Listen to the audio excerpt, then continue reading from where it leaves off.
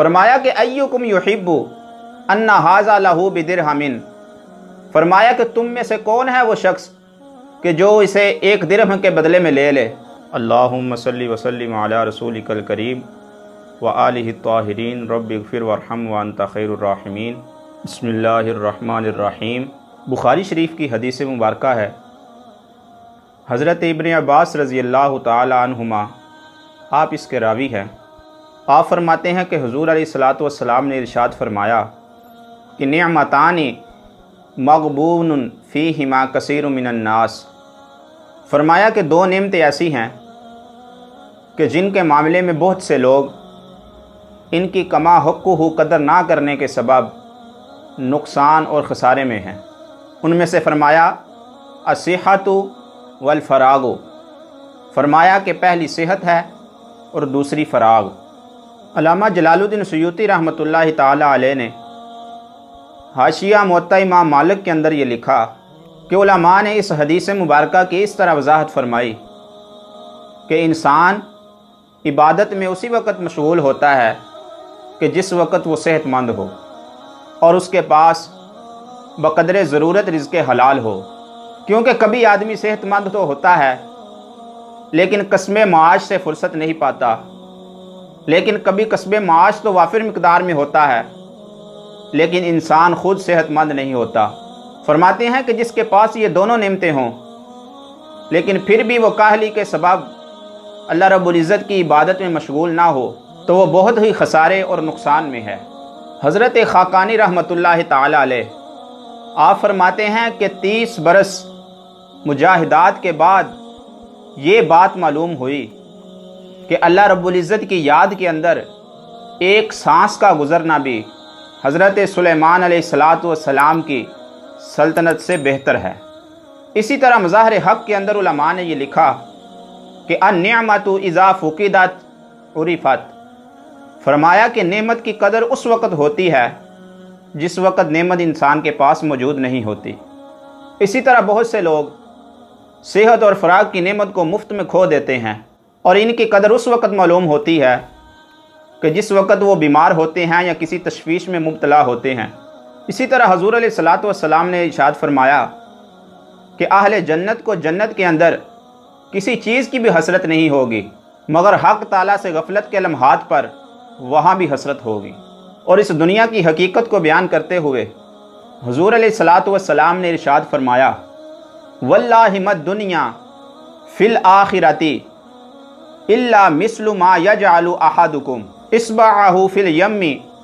فلینظر بما یرجع، فرمایا کہ اللہ کی قسم دنیا آخرت کے مقابلے میں ایسی ہے جیسے کہ کوئی شخص اپنی انگلی کو دریا کے اندر ڈالے اور پھر باہر نکالے اور وہ دیکھے کہ اس انگلی کے ساتھ کیا لگا ہے یا وہ انگلی دریا سے کیا چیز لے کر واپس آئی۔ یعنی دنیا آخرت کے مقابلے میں کس قدر بے وقت ہے کہ جس کی قدر ایک انگلی کے ساتھ لگنے والے پانی کے برابر بھی نہیں۔ اور دوسرے مقام پر حضور علیہ الصلاۃ والسلام نے ارشاد فرمایا لا عیش الا عیش الآخرتی، فرمایا کہ نہیں کوئی عیش مگر صرف آخرت کی عیش ہی باقی رہے گی۔ حضرت جابر رضی اللہ تعالی عنہ آپ فرماتے ہیں کہ حضور علیہ الصلاۃ والسلام ایک دفعہ ایک بکری کے بچے کے پاس سے گزرے کہ جس کے کان کٹے ہوئے تھے اور وہ مردہ حالت میں پڑا ہوا تھا، تو حضور علیہ الصلاۃ والسلام نے اپنے صحابہ سے فرمایا کہ ایکم یحب ان ھذا لہ بدرہم، فرمایا کہ تم میں سے کون ہے وہ شخص کہ جو اسے 1 درہم کے بدلے میں لے لے۔ تو صحابہ کرام نے عرض کیا کہ یا رسول اللہ صلی اللہ علیہ وآلہ وسلم کہ ما نحب انہ لنا بشیء، کہ ہم میں سے کوئی شخص بھی ایسا نہیں جو اسے 1 درہم کے بدلے میں لے لے۔ تو حضور علیہ الصلاۃ والسلام نے ارشاد فرمایا، آپ نے فرمایا فواللہ الدنیا اہون علی اللہ من ھذا علیکم، فرمایا کہ اللہ کی قسم یہ دنیا اللہ رب العزت کے نزدیک اس سے بھی زیادہ ذلیل ہے کہ جتنا تمہاری نظر میں یہ بکری کا بچہ ذلیل ہے۔ اسی طرح اگر دنیا کا کوئی عاشق دین کے کام میں مصروف رہتا ہے تو اس کی یہ غرض فاسد ہوگی، اور اسی طرح اگر کوئی دنیا سے بے رغبت انسان دنیا ہی کے کام میں مصروف ہو تو اس کی غرض فاسد نہیں ہوگی، کیونکہ اس کی غرض وہ آخرت ہے۔ اور اسی طرح بعض عارفین نے بھی یہ لکھا کہ من احب الدنیا لم یقدر علی ہدایتہ جمیع المرشدین، فرمایا کہ جس نے دنیا کو دوست رکھا، دنیا کی محبت اپنے دل کے اندر بسائی،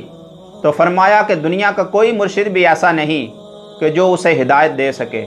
اور پھر فرمایا کہ ومن ترک الدنیا لم یقدر علی دلالتہ جمیع المفسدین، فرمایا کہ جس نے دنیا کی محبت کو ترک کر دیا تو فرمایا پھر کوئی بھی مفسد اور کوئی بھی گمراہ کرنے والا اس کو گمراہ نہیں کر سکتا۔ اسی لیے مومن کے نزدیک دنیا کی قدر و قیمت اور دنیا کی وقت کوئی معنی نہیں رکھتی، اگرچہ وہ کثیر ہوں اور وہ جلیل القدر ہوں، اور اس کی تمام تر فکر آخرت کی زندگی کے لیے وقف ہوتی ہے۔ لیکن کافر کا معاملہ اس کے برعکس ہے، وہ صرف دنیا کی زندگی سے محبت کرتا ہے اور آخرت کی زندگی کا انکار کرتا ہے، اور کہتا ہے کہ ان ہی الا حیاتنا الدنیا، کہ بے شک صرف اور صرف دنیا ہی کی زندگی ہے۔ یوں تو دنیا دیکھنے میں کس قدر خوش رنگ تھی، یوں تو دنیا دیکھنے میں کس قدر خوش رنگ تھی، قبر میں جاتے ہی دنیا کی حقیقت کھل گئی۔